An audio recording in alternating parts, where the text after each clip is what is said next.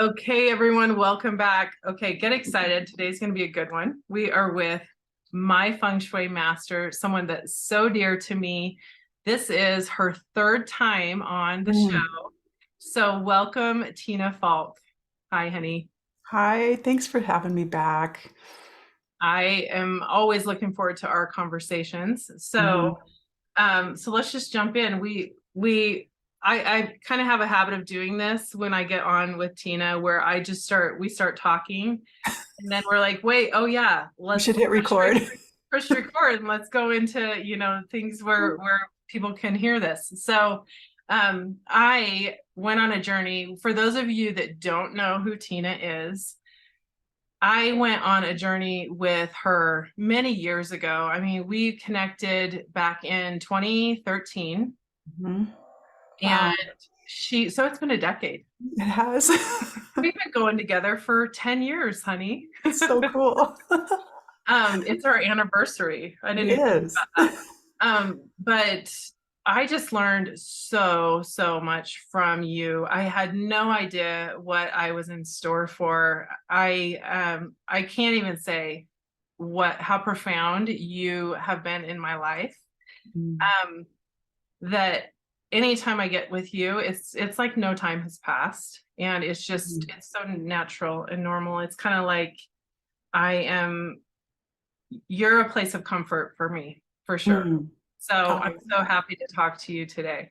I yeah, just me love you too. so much. Let's start with talking about the energy of this year, because you are definitely an expert on feng shui and studying the energy of the year. And so the beginning of this year was kind of a whirlwind for me because I was going through my father's passing, and so I didn't do a lot of what I normally do at the beginning of the year because I was just in a stupor. I was kind of just Mhm. handling things the best I could to navigate through that.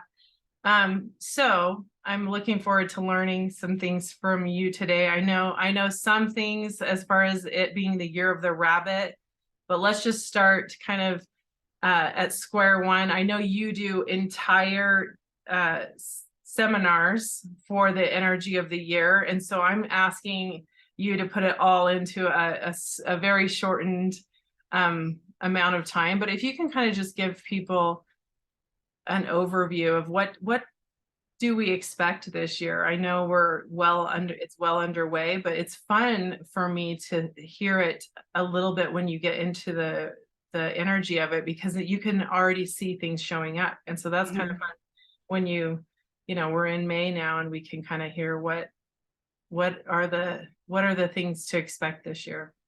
Yeah, it's definitely different when you can look, in hindsight, and go, oh, this makes sense. But it's really interesting because I was just on a call this morning with a colleague of ours, Jeremy Bills, who's an Eastern and Western astrologer, and we were just talking about this. And it's crazy that we're in May already. It speaks to the speed of the time that we're in. In fact, I was on another call of colleagues and something had shifted on the planet. The rotation. Oh, I wish I knew the details, but the rotation is actually part of the speeding up of time. So my perspective is the Chinese perspective through the Chinese astrology lens, and then bringing feng shui into like, okay, well, what can we do with the energy that's presenting itself this year? And the Chinese New Year began February 4th this year. So we've been in it for, just over 3 months, really. So we've got 3/4 of the year left. And that's significant. So we want to stay present and really focus on what we're learning so far, what we're kind of sitting in right now, and of course how we're going to play this year out. One thing Jeremy and I were talking about this morning is like, who would have thought that this rabbit energy, which represents compassion, family, gathering, sweetness, tenderness, diplomacy, that we'd be sitting here right now, because we're really not seeing much of that when we look at the global stage, when we turn on the news, when we see what's happening around the world. So it's And then he was so, you got to look up Jeremy because he's just the best. But he was sharing a story. He reminded me of a story that he shared with me. He'd sent me a video at the beginning of the year, and a woman was holding a big bunny, and then there was another bunny, and the two of them were just like this. This is their fighting, right? They're just patting at each other, swapping at each other, and she's trying to keep them separate. But he said they were just relentless. And that's what this year felt like to him. And as soon as he said that, I was like, oh my gosh, that's what it feels like. It's just like not giving up. It's just this relentless energy that's quick. It's unpredictable. Because think of when you see a bunny, you know, shroom, they fly across the road, or you want to approach them and they would dart off into the woods. They're just such a quick energy because their heart pumps quickly, they have to move quickly, they have to react quickly. And so that's part of the energy that we're seeing and feeling and witnessing right now, is this relentlessness. And the visual that came up for me is kind of like, okay, well, we came out of this last year of the tiger, where we were supposed to get focused and clear on what we want. And this year is about planting seeds of compassion and creating more peace for ourselves and for our family and for the world. But I feel sometimes like I'm the Roomba vacuum cleaner, just like doing my job, and then I hit a wall, and then I keep bumping into the same wall, and then until I realize, oh, this isn't getting me anywhere, so I'll go turn this way until I bump into another wall. So it's just kind of a funky energy that I honestly wasn't predicting. You know, back in January when I did my Chinese New Year event, because I always want to strive for the best. You know, I see the best in people. I always wanted to see the place of gratitude, the golden thread, find the good in the situation, and that's really what I want this year to be. And not to say that it can't be. You know, I was really hoping this war in Ukraine would come to an end this year. That's my hope. And that we can find peace in our hearts, and that we can reach out and take care of one another. Like a rabbit does. Rabbit energy are protectors of the future. They're the caretakers of the future. The children, they take care of children because they produce a lot of babies. So it's a very productive energy. Rabbits are a bit promiscuous. It's just it can be a sexual energy as well.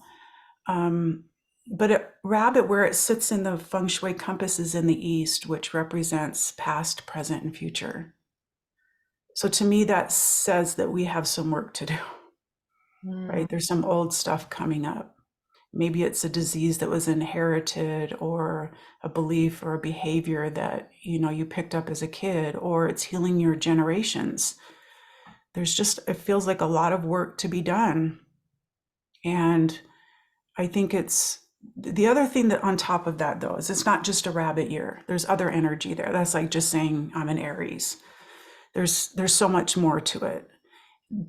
When we look at the 5 Chinese elements, metal, water, wood, fire, and earth, there's 3 of those elements that are predominantly high this year, and they're very active elements.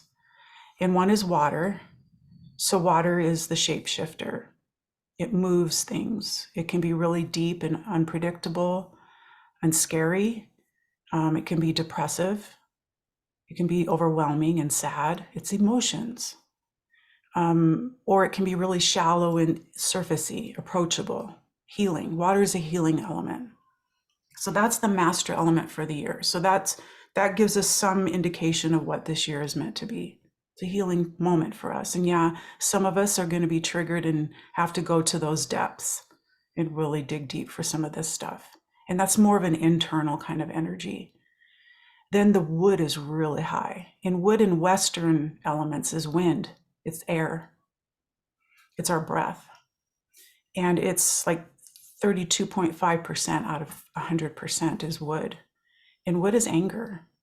It governs the liver in traditional Chinese medicine. It's our filtration system. People don't have filters these days. People are doing a lot of work. They're being triggered by so much, but then rather than working on the core of their triggers, they're projecting it out onto other people. They're taking it out on others. It's that quickness of that rabbit, so quick to react, rather than waiting and going, oh, maybe this is a new friend coming, rather than being scared by somebody approaching you. So the wood is really a lot, because it is such a, it interferes. Wind is different than a breeze. Everybody enjoys a cool breeze, but when it's too windy, you got to batten things down, you got to go inside, your hair's a mess, whatever it is, it shifts things big. So that's a big energy. And in fact, Feng Shui literally means wind and water. So it's these moving energies, and wind often is the unseen energy. It's the energy that, oh man, I didn't see that coming. Or it's not the obvious of what we see in the world, but it's like, where is this feeling coming from? So right now, we already know that we can use water and wind or a breath to help us ease some of these situations that we find ourselves in, these reactive moments when we're listening to somebody talk about something, or if we hear news, we can use our breath, we can use water to regulate our own nervous system, our own response system. The other element that's really high that we haven't seen this high for a while is fire. Fire is destructive, right? It destroys things.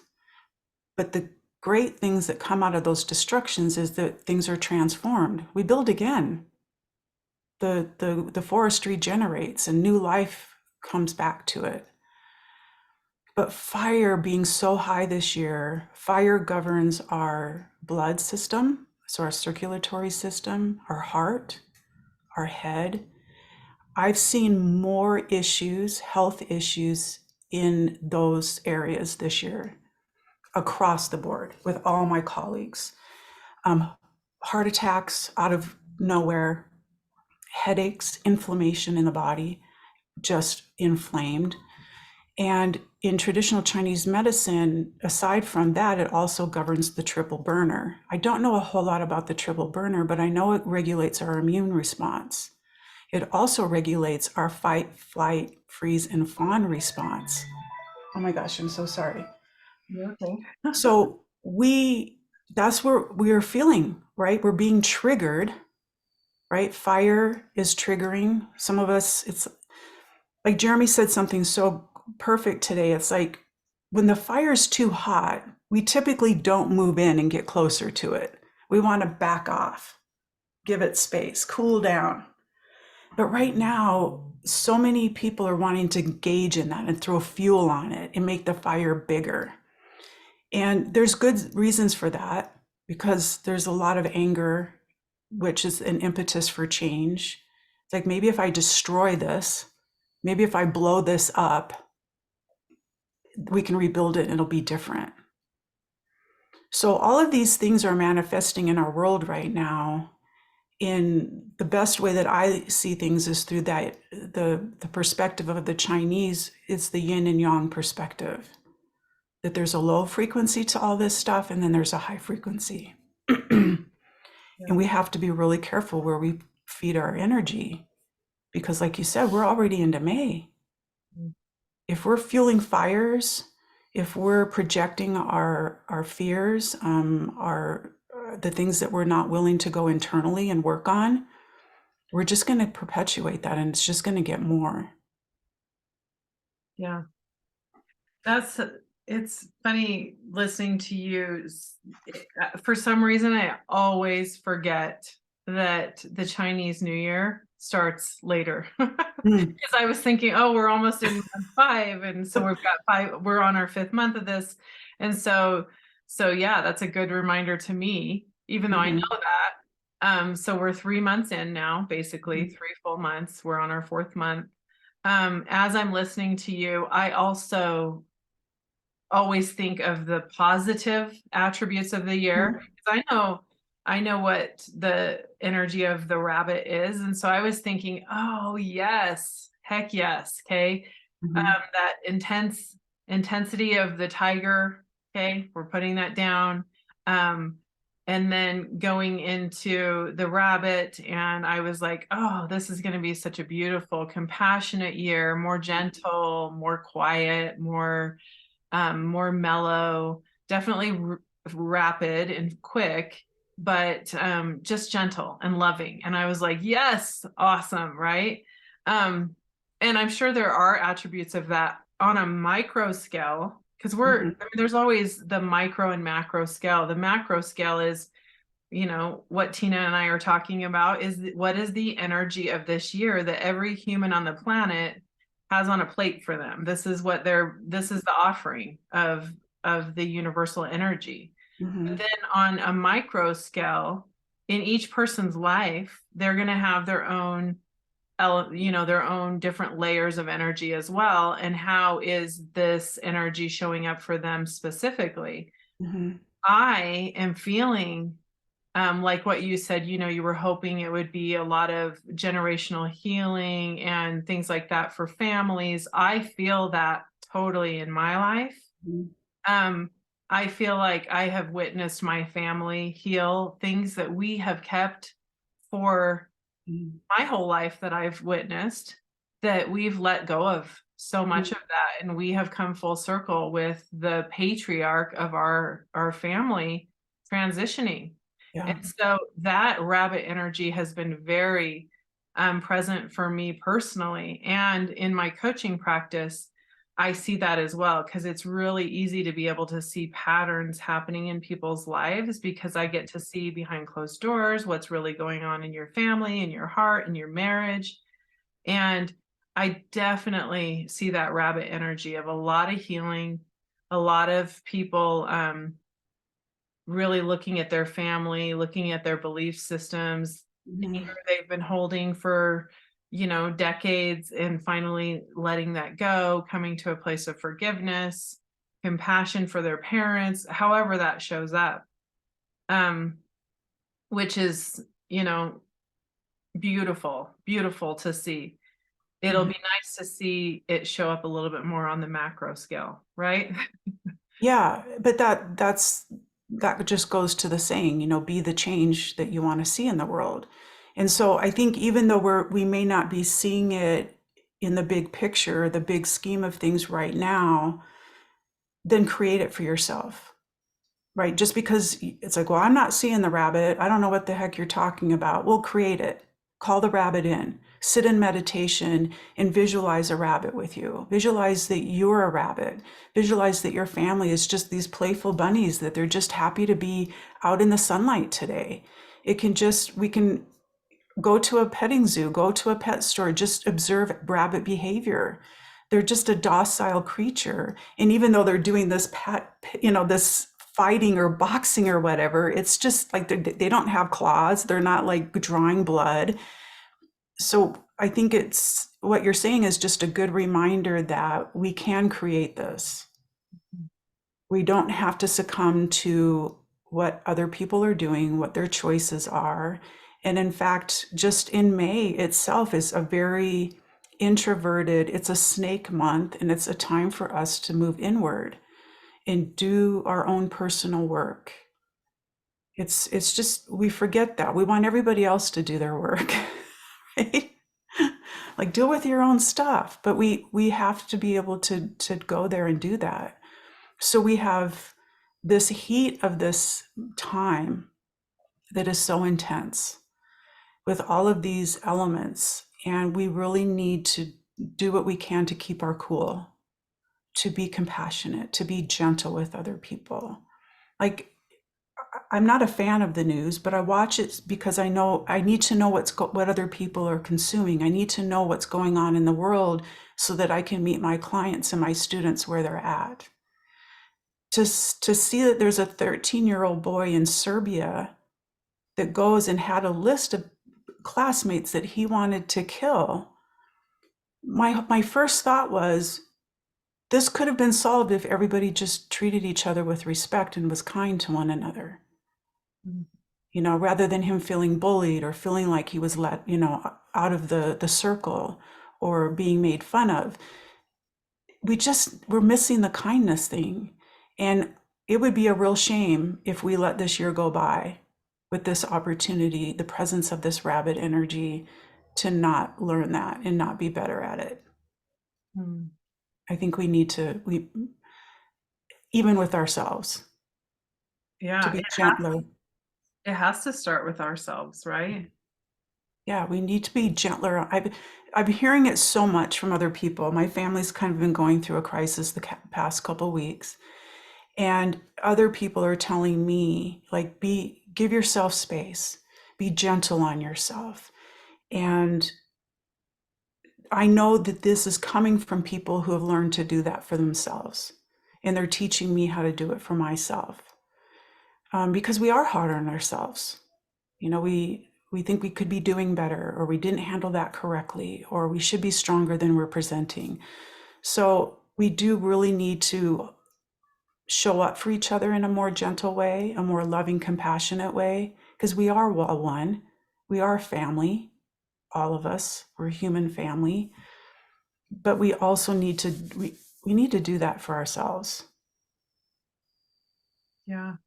I always I always see that with a mom or a dad, that that's the best thing you can do for your children, is to start loving you, start being Mhm. more honoring of you and more gentle with yourself. Because as you do that, your children will see that and they'll benefit from that. You can't tell your kids, quit being so hard on yourself. Yet mom's sitting there walking around vacuuming the house thinking, how all of her wrong moves as a mom. Like, you Yeah. can't, that it ripples out, and truly it is that domino effect. So you got to do it. You got to walk the walk, right? Mhm. You do. And we're not going to talk about next year, but next year is a significant shift. And so we need to take this for everything we can, day by day. We're not going to talk about next year. I knew you would say that too. No, because we got to be right here, Jen. I know. I want to know about the year of the dragon. I'm just kidding. Um, I was wondering if I could kind of, somehow get a little teaser. I don't know. I was Maybe that was enough. um when I was for years listening to like what's happening in the world, like energy, listening to astrologists or numerologists or Chinese astrology, any of these powerful tools to see like what's coming in Mhm. our world. The 2 years that I have heard the most about were 2020. I heard about that way, and I know you did, way, way, way before 2020, because I started with you in 2013. That was when I very first started paying attention to energy. And so I had 7 years that I was, starting to pay attention to energy. So many years ahead of that. And it was like, whoa, I'm on the edge of my seat. How's this going to be? And again, I expected it to be really rosy, because I'm like, ooh, cool. A lot of awakenings this year. There's going to be a spiritual shift. There's going to be an evolutionary shift in humanity. Something really big is going to happen for humans to have to come together. Wow. It did, but in a crazy way. I know. I thought, wow, that's amazing. I can't wait. And then it was like, wait, this is how it's playing out. This isn't what I wanted. So, so yeah, 2020 and then 2024. So I am again on the edge of my seat. What's gonna happen? I'm like a little kid on Christmas, like, woo, what's gonna happen? Um, Yeah. I'm really looking forward to it though, because I am really in a space of wanting to enjoy the ebbs, the flows, the ups, the downs, and enjoy this roller coaster ride. Mhm. And you were saying that you have to kind of plug in and see what people are watching right now, and I get that. I so get that. For me, and I'm sure you feel this too because you taught me this, but I've had to really learn how to plug in and unplug, plug in and unplug, and know when it's like, okay, I can't do it. I can't do that right now. I have been in a space of unplug for quite some time, Mm. because I really 2020 I um was really plugged in more than I had been in a Mhm. very long time. And it started to really affect me. I was driving my husband crazy. He was like, knock it off. Turn it off, right? And so So I have really, really been in a space of my own little bubble. I am in my own little world. And so I get information from people. Like there's one guy that I meet with, one of my clients, and he gets really wrapped up into what's happening out in the world. And I'll be like, well, tell me what's going on. Give me the news right now, right? So he'll give me like his update of what's happening on the political stage, or, you know, all the things. But yeah, it's wildness out there, right? It is, and I think it's getting more challenging to predict, what's coming or what's ahead. And, like when you're on the roller coaster that you talked about, you're just concerned about where you're at right in that moment, like not what the next curve is, coming up. You're so exhilarated and right in the moment. And so we need to stay in the moment. But life is just, people are waking up, people are exercising their power of free will, making choices, standing up for what they believe is no longer serving them, standing up against that, challenging it, rebelling against it, which is going to be huge next year. So maybe that's the little tease, is it's going to be a very rebellious year next year. So that when people are more engaged consciously and awake, we can't make predictions, because predictions are made off of where we are right now, in the energy we are right now. This is what will happen. But this energy is constantly changing because of the dynamics of the world that we're living in. It's so fascinating to me that, to look at the world through an energetic lens. It's not judgmental. Scientists aren't studying energy and molecules and photons and the vibrations and frequencies of things and judging the low frequencies as bad. Oh, we just want to hang out with the high frequency photons. No, it is what it is. We need this.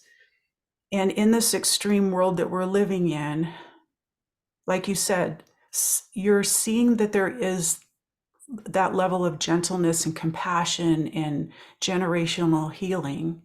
And there's other people that are gonna do that to it, right? We're living in such a divisive time that we're not going to understand what some people are doing.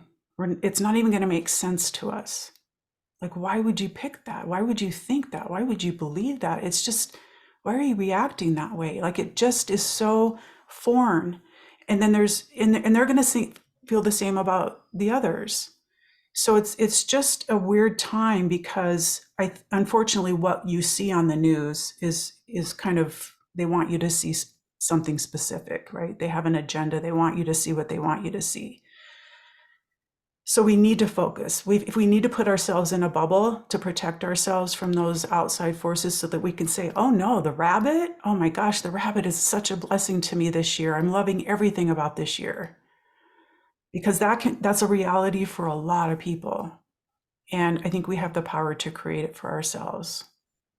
Oh, absolutely.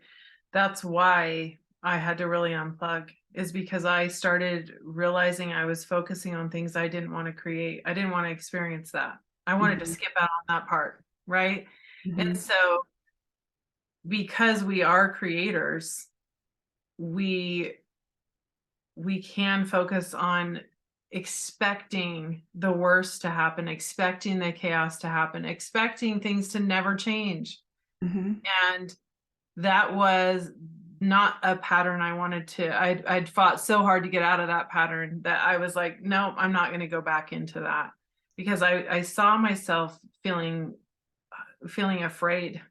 And I had so much anxiety as a child, as an adult. Once I became a mom, my anxiety was so wound up that I really, really did a lot of work to get out of that. And so I can catch myself if I start getting, a little uptight or worried about anything. then I know how to course correct quickly. And that's what I feel like all of us really need to to benefit. We've got to manage our own emotions and really know when to course correct before we get so wound up we don't know how to get out of it. Yeah. I'm sure you get people that come into your path. I know I do, that come into my path and they're so wound up. They're like, I don't know what to do. Hmm. It's like, all right, let's pull up our sleeves because we got some work to do. Yeah. And the first thing I'm telling them to do is to unplug from things that are keeping them in that space of fear, right? Whether it's your best friend Or the or person you're sleeping next to, or yeah, yeah. or your favorite morning show, or I don't care what it is. If you are in a space of chaos and you're so wound up that you want to either X out of life or you are missing life because you're so terrified, then we got to put the oxygen mask on you. You got to calm down. We got to get you in a good space and you got to unplug from all of it, you know? You can't make long-term decisions from that place, right? When you're in an extreme mindset or an emotional space, it's going to be a fight, flight, freeze, or fawn response. That's it. It's just purely for survival. And that's moment by moment. So you can't get grounded. So the elements that we're missing in the element wheel this year are earth and metal. Mm. Earth is just a fraction. So earth is grounding. It's connecting back to Mother Nature. So part of unplugging then would be to get outside, go for a hike, go camping, go sit on the sidelines at a kid's soccer game, do something go gardening, walk barefoot in your grass, pull weeds, break up dirt balls in the ground, gather rocks from a walk, go to a crystal shop, do those grounding things. Because earth in the element will suffocate the fire. It will control the flow of the water. It will hold space for the wood or the air. It will help us stay grounded and centered. And what we're really weak on this year is metal energy. And metal is ethereal energy in the Western elements. So it's more of spirit energy, but it's also discipline. So that's part of the unplugging that you're talking about, is we need to be more disciplined this year to do the things that we know we need to be doing. Taking care of ourselves, not doing this instead, saving our money. Oh gosh, that's a whole other conversation, talking about this whole period 9 energy that we're in. We all need to have multiple streams of income these days. We can't, world's too unpredictable. You know, banks are crumbling, people are on strike. There's too much unpredictability. We need multiple streams of income in case something happens in one area of our life. We should all be focused on that and figure out how we can create those for ourselves. So even though those first 3 energies that we talked about, the elements, are really high, we can pull in the other 2 to help bring balance to that wheel. So we're not wobbling, so we're not in the chaos, so we're not freaking out and wanting to check out, so that we can stay grounded and present and disciplined and focused on finding the good stories, finding the love, finding the opportunities to be your best. How can people bring in more metal energy? Organize something in your house, organize a drawer, go through your closet, organize the hall closet that's got everything shoved into it, go through your garage. Also working out at the gym. It's very disciplined. You're using metal equipment, you're doing reps. It's like marching band. That's metal energy. It's finding something to be accountable for. And maybe if you suck at accountability and follow through and being disciplined, find somebody who's really good at it. Get a trainer, get a best friend, get somebody who can be your accountability partner, who makes you accountable. Hey, let's check in with each other every Monday and let's set some intentions with what we want to do and a plan. Hey, how can I support you? And then we'll check up the next Monday and we'll see how we're doing. Be accountable. stay focused, discipline yourself. It's a highly spiritual element, but look at this, the great spiritual leaders and people, the monks, the preachers, the ministers, um, the sifus, the yogis. That's a discipline to sit on a cushion or to do years to master your craft. So find something that can keep you focused. It's also technology, and maybe that's why we're so wrapped in technology, is because metal is so low.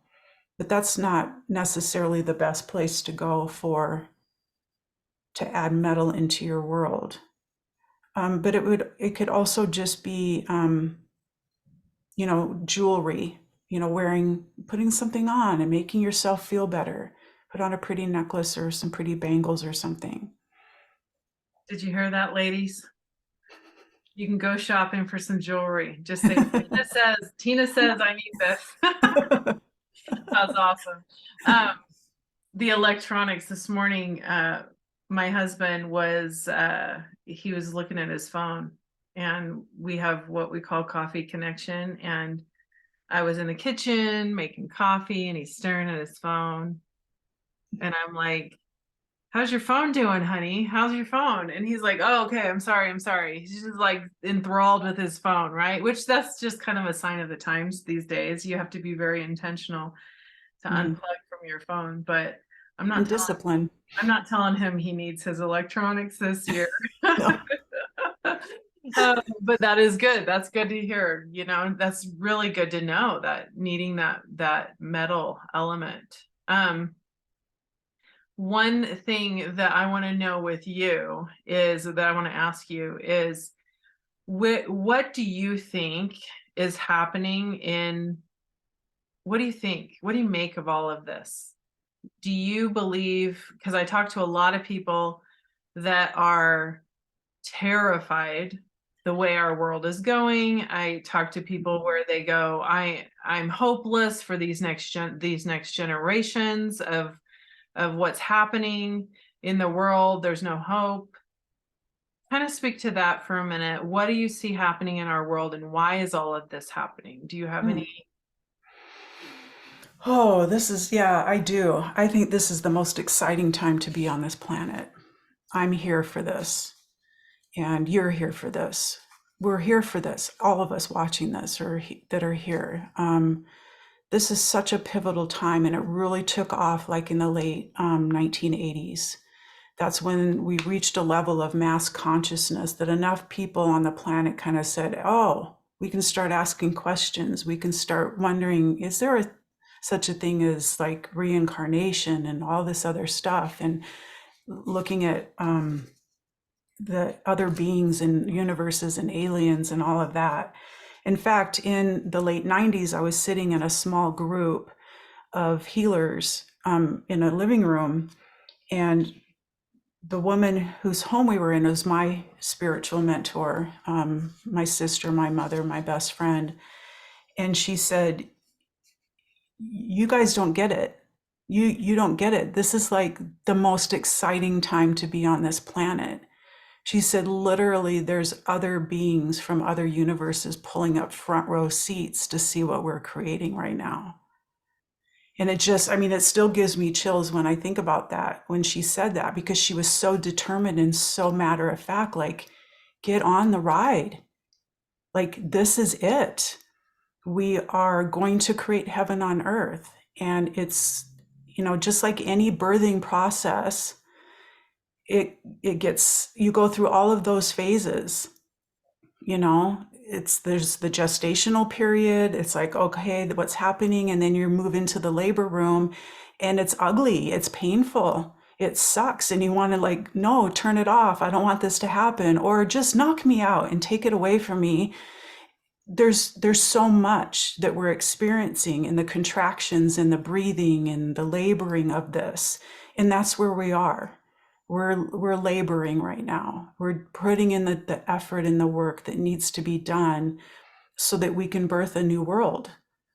And our children and their children and the children who come after, they're coming in because of the work that we're doing, that our generation is doing.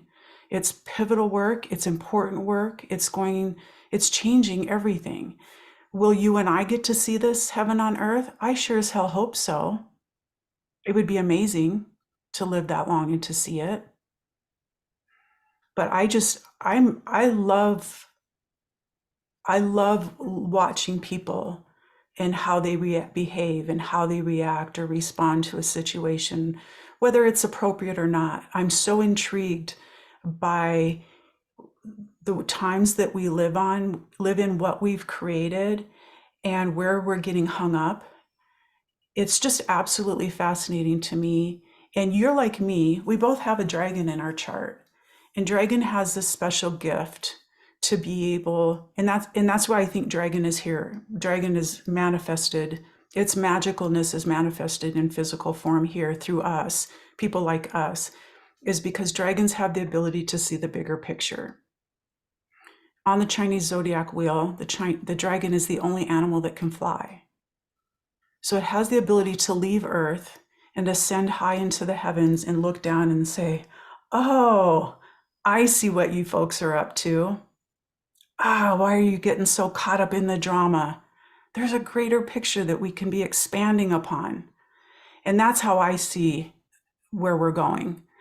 I'm not even going to take my little limited brain and try to figure it out. I just know and feel in my heart and soul that there's a bigger picture, a bigger idea, a bigger plan, and it's shifting and it's morphing as more people wake up and as more people resist and want to stay in the dark.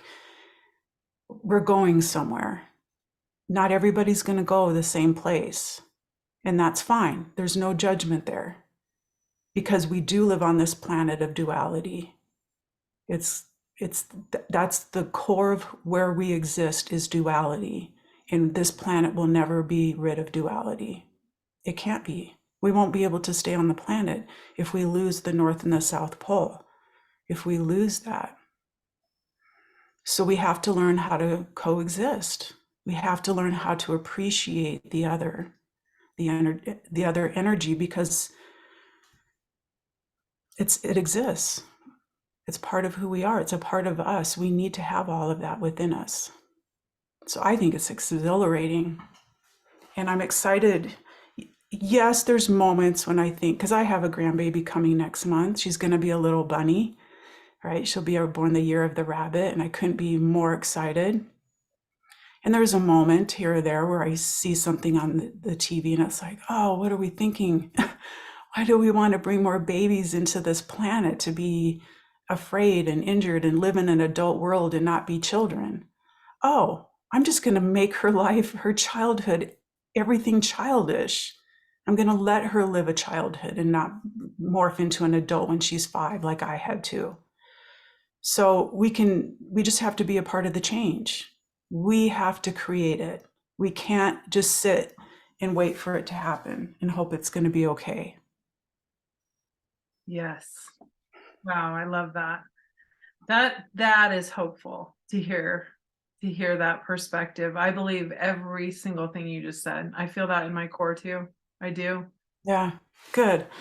I totally do. I also think that, when people look at a baby or children coming in, these are grand warrior souls that are like, let me in there. I can't wait to come and help this and usher in this new world. And I had a moment that I actually thought of you recently. It was 2 days ago.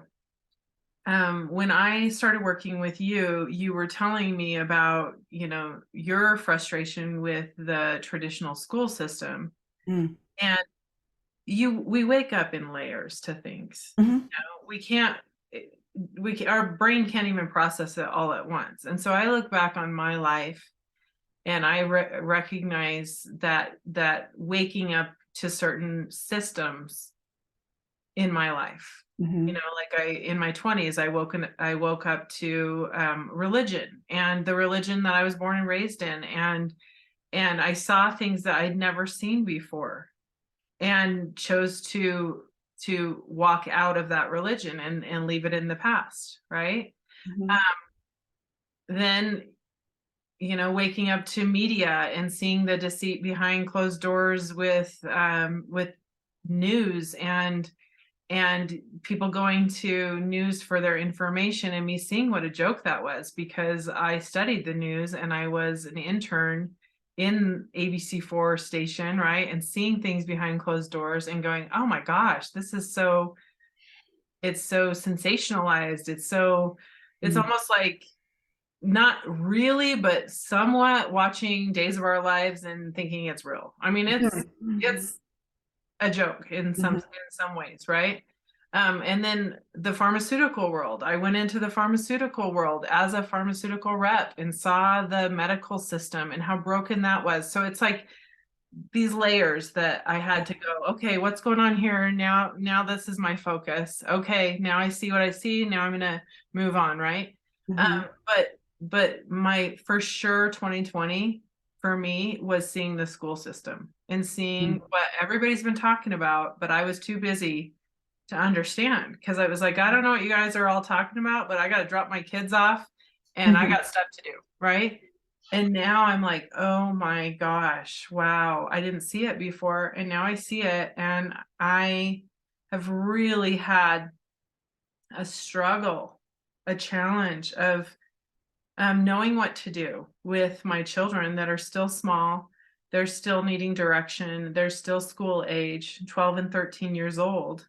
Mhm. And knowing what I know, yet dropping them off, right? So I found this school recently, and I was, because I've been trying to look and see what are our options, where's the best way to go here. And I saw this school that's actually here in Utah.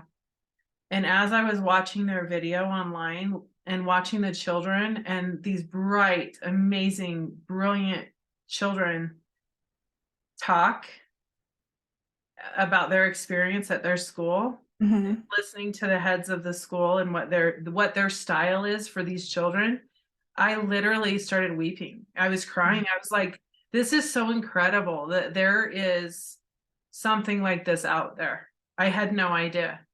And so to me, it was just another sign that our world is changing, that there are these solutions popping up, Mhm. that are popping up, all over, one by one by one by one. And Yeah. there are people being the change they wish to see in the world. Mhm. And that is so exciting, because to me, I didn't even know that existed here in Utah. And 2 days ago, I saw that. And Mm. it's close to me. Like Ooh, I'm gonna go wow. check it out for Yeah. next year. Yeah. But they just knowing that that's happening here, and it's not in the future, it's here now, Mhm. gives me hope for our school system, and it gives me hope for just, all these systems that are breaking down. Mhm. I know we're really lucky here in Utah because we have so many school options. Homeschooling is on the rise, the charter schools, private schools. I know there's other states that don't have charter schools even available, or but I agree. There's so many alternatives out there. Just seek the alternative because those old systems are dying. They have to. They have to crumble. They have to be restructured, or they have to go away and let these new progressive alternative ideas come to light. Because again, the rabbit energy is about the future. It's not about the past. It's not about, us old people. It's about the children. They're the future. That's who our decisions should be made for. I would rather my mother or, my children's grandparents ask them, who do you want me to vote for? What do you want for your future? How can I support your future? Rather than holding on to something that I think I have. Mhm. So choose an alternative. There's so many alternatives. And if you can't find one, that's the cool thing about technology is we can do this. Doesn't have to be down the street or in your state. It can be somebody somewhere in another part of the world that can teach you or guide you or support you and help you get through this stuff. Yeah. Wow. What's interesting is one thing that when you say if you can't find it, like there's so many options here, homeschooling and that. We did homeschooling for 2 years. It was tricky because I'm not a stay-at-home mom, even though I'm home. And so I'm home, but I have a business that I have a lot of people requiring a lot of my attention throughout the day. So it was very, very tricky. We made it work the best we could, but our kids went back to school this year, and my youngest, I know you know their names, I'm just speaking general, right? Because my youngest, Mia, she was like, you can't make me stay home anymore. I want to go, I want to see my friends, I want to go to school. And I was like, but you don't understand the school system, I'm not all about it, right? Because now I know things. And she's like, well, that's what I want, so I want to go. So she really fought me on it. I put her in school this year. It has been, oh my gosh, not fun. We can't wait till it's over. We got through almost, we're like at the tail end here.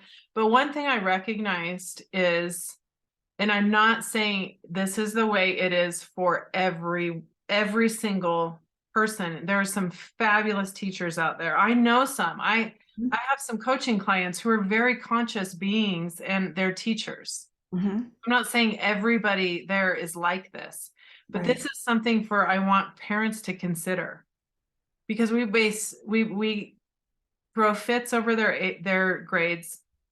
We tell our kids, like, we put so much energy into how are they doing in school? What is the grade on that piece of paper for them? And I want people to consider, what is the consciousness of these people that are teaching your children? Because what I'm seeing is, I have gone in and I have sat in front of principals, of teachers with different situations. And I am surrounded by people that are conscious. Not everybody, but I can see things that I didn't used to see because I wasn't conscious. Yeah. And I was in a stupor. And I'm not saying I'm an enlightened being. I'm not Eckhart Tolle walking the planet. I'm not. I'm not Buddha. I'm not. I still get angry. I still have insecurities. I am not there. Okay. But I see things more clear than I ever have.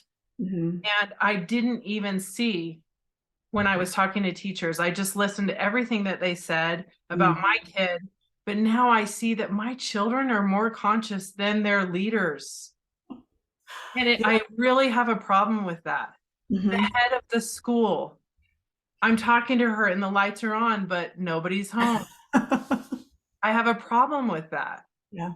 And so my children could literally teach them a thing or two. And I believe that their consciousness is higher than the so-called leaders guiding them. And I have a problem with that. That's why I started weeping when I saw these very conscious beings who started this school, because they weren't all about the status quo out there. And listening to them and how they guide their school, I was just like the light came down and I was like, oh, this is amazing, right? But I hope you'll send me a link. I want to know who this is. I will. But that is something that I've just really, really struggled with this year, of like knowing that I'm sending my children, who are they're on another level. And many of these amazing, brilliant humans, spirits flooding into the planet, they are on another level. That it's like it's flopped, right? And we're trying to get them to conform to the way things have always been. And this is something that you really, really taught me and really highlighted for me. And I'm so grateful, because I totally shifted my paradigm in the way I looked at my children. because of your wisdom sharing with me about these younger generations. Mhm. So share a little bit about what is your outlook, because people look at this younger generation, they go, oh my gosh, they're so lazy, they're so entitled, they're a lost cause. And it's kind of funny to me because I'm like, parents bagging on their kids that they're lazy. I'm like, they're your kid. You did that. If they're Mhm. lazy, then maybe you need to teach them, you know what I mean? Yeah. But what kind of speak to that, what you believe this generation is all about?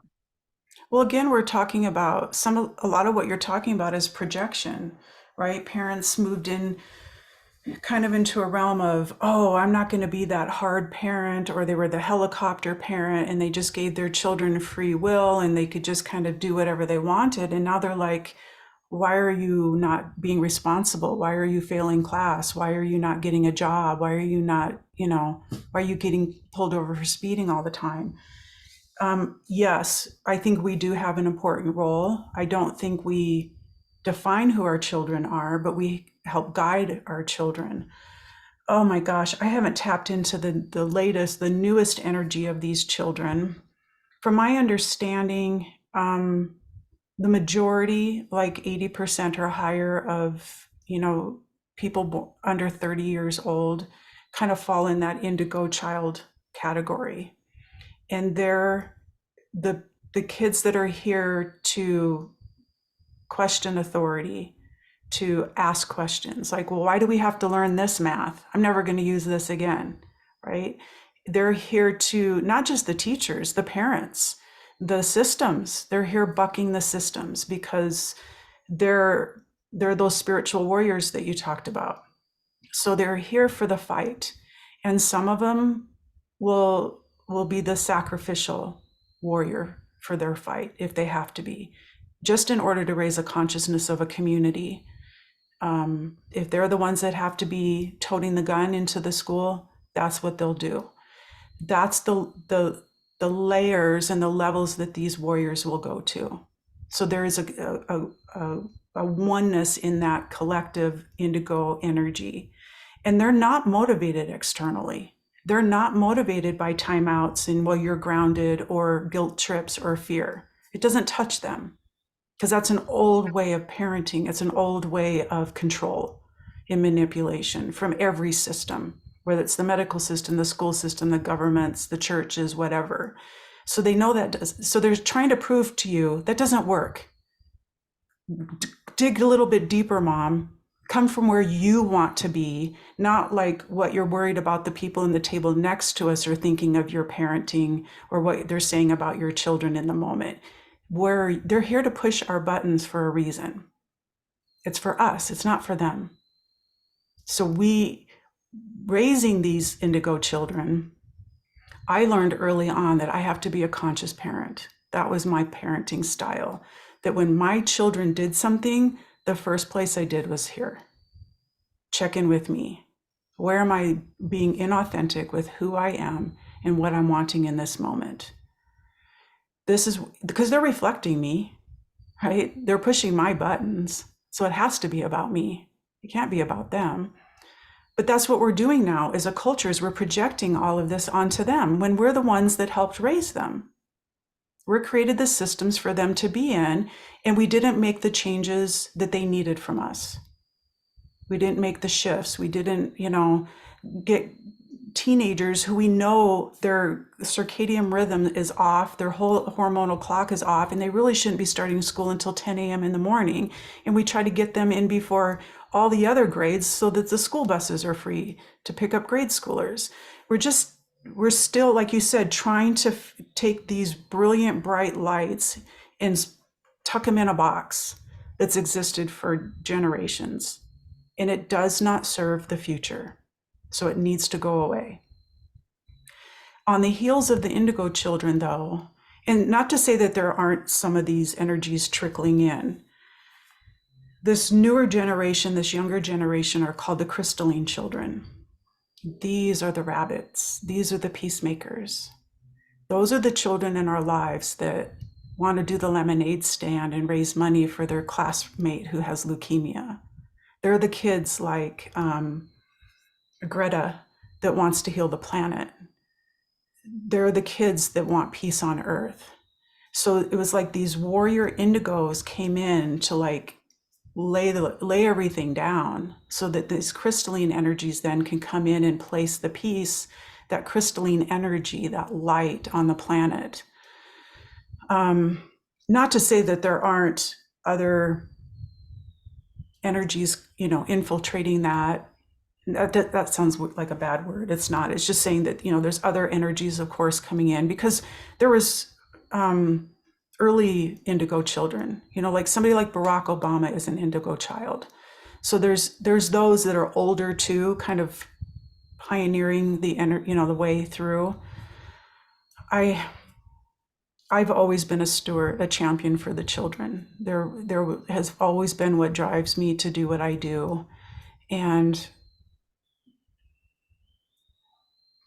it's unfortunate that their intentions, their goodwill, and they're willing to sacrifice and to do the hard work. Because honestly, look at our generation and older. They're not doing their hard work. A lot of us are not doing our work. We're in victim mode. We're blaming other people. It's not me, it's them, it's the administration, it's this and that. It's like, so they're here having to do the hard work, and it's not easy. And then on top of that, we're not supporting them. Give me a freaking break. These kids need space to be them. And we're not allowing it. We're trying to fit them into models. And yeah, I mean, you talked about grades and stuff. That's something we never did with our kids. It's like, that's your consequence. If you fail the class, that you have to take it over. That sucks. But I'm not going to put a punishment on top of that. That makes no sense. That's not a natural consequence to a bad grade. When my son, both of my kids grew up in Montessori for a long time. My son was in Montessori all through 8th grade. And I remember the director of the school calling me up and saying, Auden picked up snow. They had a rule you couldn't pick up snow, because if you picked up snow, you might throw it. Well, he picked up snow again and he wasn't supposed to. So why don't you come pick him up? And I said, no, that's your rule. He's under your watch. How about you deal with it? Because I'm not going to punish him at home. That's what he wants, is he wants to come home because he knows that I'm not going to punish him because I had nothing to do with it. If I punish him at home, now the whole message gets lost, because now he's upset with me because now I took away his Game Boy. Well, that doesn't make, now it's about the Game Boy and it's about me, when the initial lesson was right there in your hands, and that director of that school or that teacher didn't want to deal with it. They want to project, again, let's move this on. This is somebody else's problem. Oh, yeah. That was absurd what I had asked. I'm like, no, I'm not coming to get him. Yeah, it's so funny because kids have a way. Well, when you have a child, you have a way of thinking about the insanity of why we do certain things, right?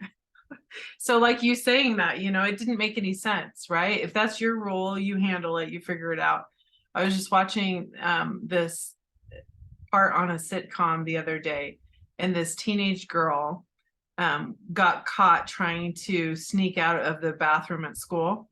And so that she gets put in the principal's office, and the principal says, "You're suspended." And she goes, "Let me get this straight." This teenager goes, "Let me get this straight." Oh, they're smart.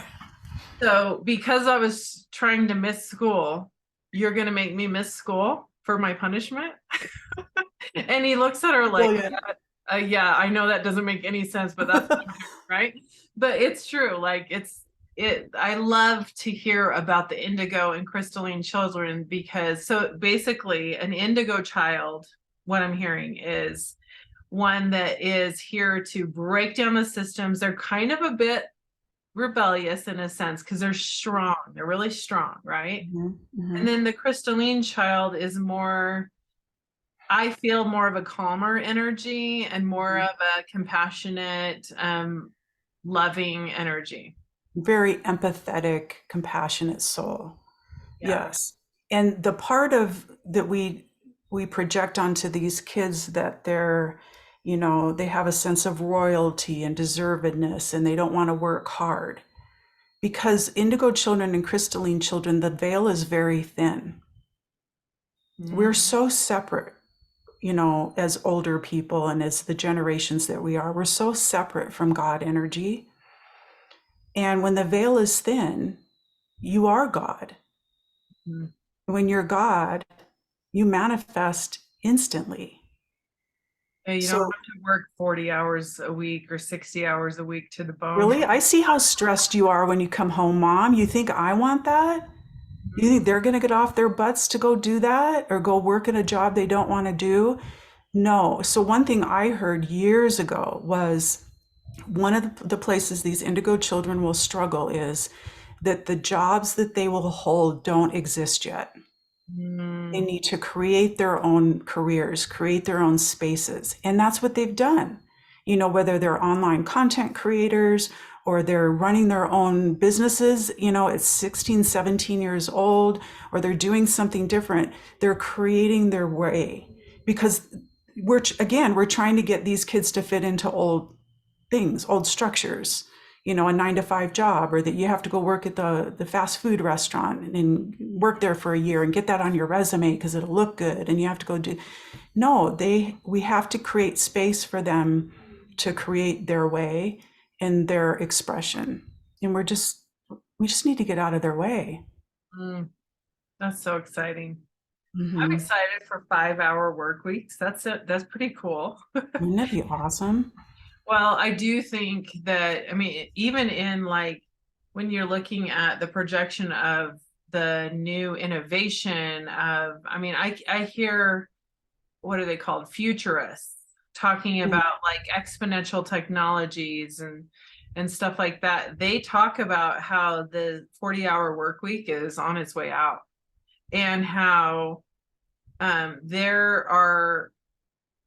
there will be so much technology that will come in and replace that longer work week to Mm, to help support people. Now, I think a lot of people are really afraid of this. sure. They're afraid because they think, oh my gosh, it's going to take my job, right? Mm-hmm. But um, I believe where we're going is a good place, and I think that the more we are in fear instead of like, you know, positive expectation or excitement, Mm-hmm. and flow, like let's pivot. Okay, let's see. Let's use our creativity. I Mm-hmm. think this shift is going to really create us or push us to, if we're in a job we hate, if we're in a job or a career that we are not using our creativity, it's going to push us to grow, to learn, to shift Yeah. into, you know. And it already has since 2020. I mean, that was kind of the big shift for us. We had to shift the way we were working and showing up in the world. Yeah. Yeah. Hmm. Okay. Well, thanks for the little teaser. I also have a monkey in my chart, so I'm that curious monkey who wants to just hear. So don't fault me for that, Oh, Tina. never. Um, so okay, how can people get in touch with you? And what do you like? What do you got going on over there? Tell us what. I just created a new training program. It's really fascinating. I had an aha moment, and I'm deep into doing it. It starts in August. So it's a two-step. Phase one is if you just want to come in for 6 weeks and just feng shui you, like know how to pull your chart, your Chinese astrology chart for you and your family members, and then we'll walk through your home, we'll map out your floor plan. It's all done remotely on Zoom live. And then if you want to take it to the another level, phase two is to become certified as a feng shui practitioner, learn Chinese astrology, make a business out of it. So it ends up being a full 6-month program if you want to go all in. But I couldn't be more excited for this shift. I have a horse in my chart, so I kind of get bored. And it's like, oh, it's good timing for me to kind of create something new for everybody. So I'm super excited for that coming up. But my business name is Via Feng Shui, VIAFENGSHUI. So I have a YouTube channel that's my name, Tina Fallk, but you can find me on Instagram, on my website. I'm sure you'll include the link, Yep. there. So Awesome. that's it. That's Yeah. exciting. That is really exciting. Okay, Thanks. so I will definitely drop the link in the show notes for everyone on Okay. how to get a hold of you and how to get in touch with you. My last question for you Mhm. is, what, if you can tell people anything right now, what is your message to the world? Keep your cool. Keep your cool. Yeah, and in so many ways, right? It's like keep your body temperature low because of the fire energy, keep your emotions in check, keep just lay low. Cool people are laid back, right? So keep your cool, put your shades on, don't let people interrupt your flow. Just chill. And I think that will really help with the elemental stuff, as well as us not fueling the fires that are happening right now. Step back away from the fires to stay cool. Love it. Mhm. Awesome. Thank you so much for being Thank on here you. I love today. our time together. Uh, I was sitting here thinking, oh my gosh. And like you said, things are going by so quickly. I can't believe again that this was like, we've been on here for over an hour. So Oh my gosh, we have. I know, I know. It's just like a blink of an eye. So I could talk to you all day. I love you so I much. love you. I always am inspired by listening to you. So Ditto. I love you I and know your I'll have you family. on again. Okay, say hi to everyone for me. I will. And I'm excited for you to have your Hmm, new grandbaby. So, so I awesome. know. Oh my gosh. So thank you so much, everyone, for tuning in today and listening to this important message.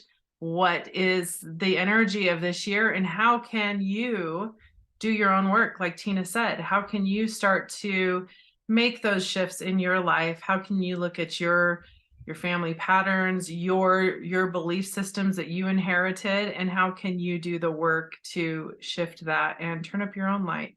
That's how we're gonna really help this world one by Yeah. one.